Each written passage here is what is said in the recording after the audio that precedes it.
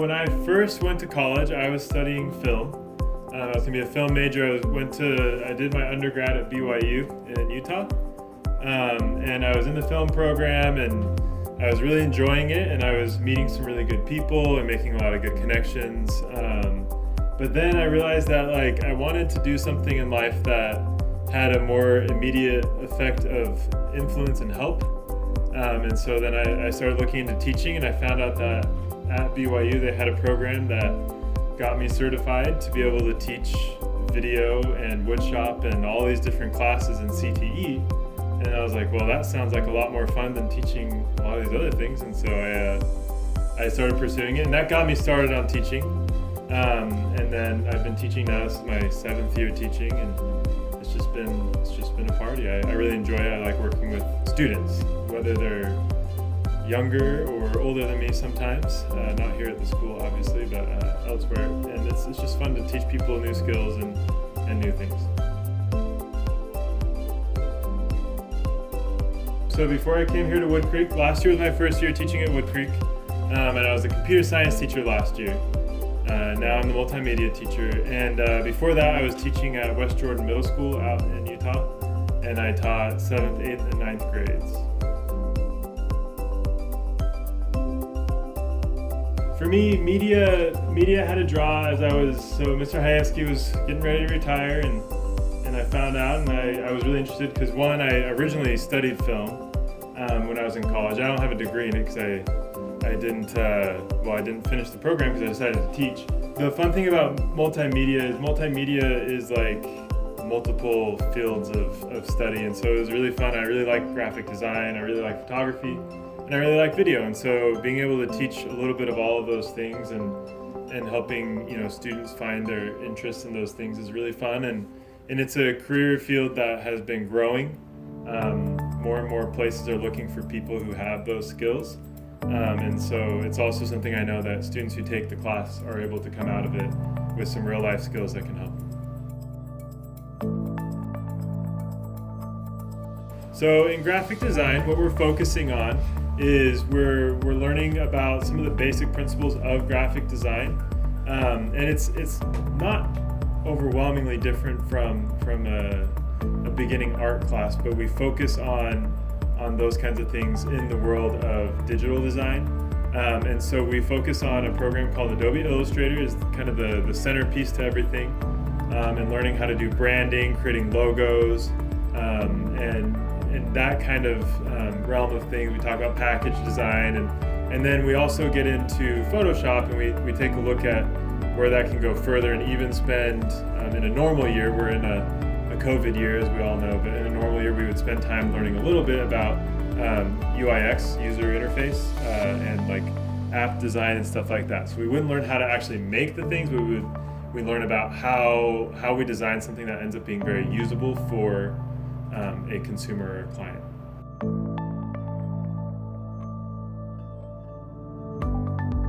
So as a CTE class, that's our big thing, is getting people ready for college and careers. And with multimedia and graphic design, some of the big areas we are getting kids ready for are things like advertising, or the fields with any kind of design field, even interior design to a level. I mean, obviously we don't learn interior design, but some of those principles translate over into what you would do with that, or product design as well. But yeah, and helping kids, it's a beneficial thing for business if you're interested in that, in the sense that you get an idea of that design component, whether you're starting off small and need to do some of the stuff yourself, or if you were interested in knowing what a designer's going to have to do for you.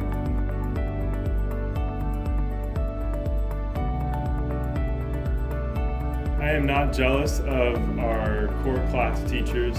They are the absolute rock stars of all of this online learning.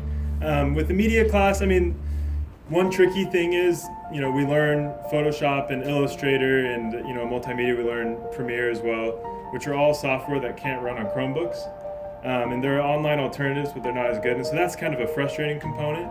But we're also very project-based. So as I teach students, they're spending the time working, and I'm able to help them as they need it.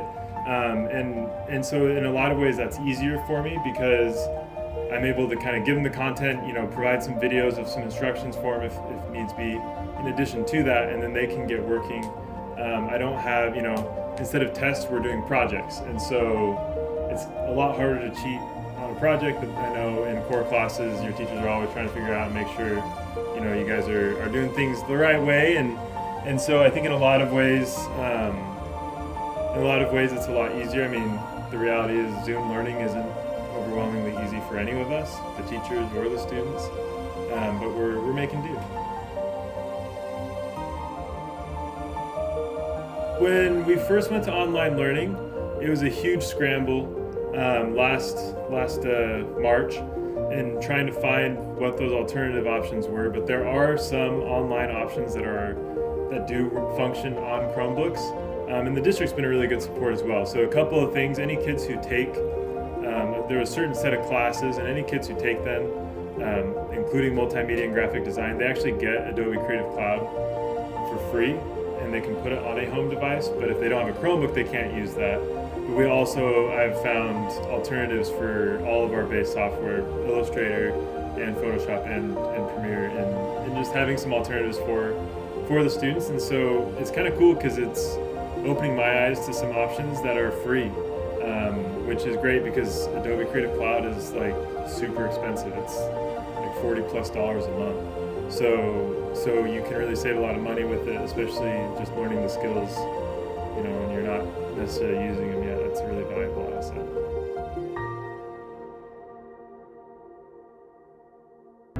Hybrid's been fun. I think the biggest challenge with hybrid for everyone has been just it's a new norm. It's not back to how it was, a year ago, but it's also not the same as it was when we were just on Zoom. The majority of my students are still staying online every day, and so a lot is very similar. And I think the biggest challenge has been making sure I interact with and have some fun ultimately with all of my students, right? So the ones who are in the class don't feel like I'm just talking to a screen, and the ones who are on the screen don't feel like I'm just talking to the kids in the class. So that's been a little bit of a balancing act, but I think with time we'll establish some new norms, and I think it's just kicking off, it's always a little trickier.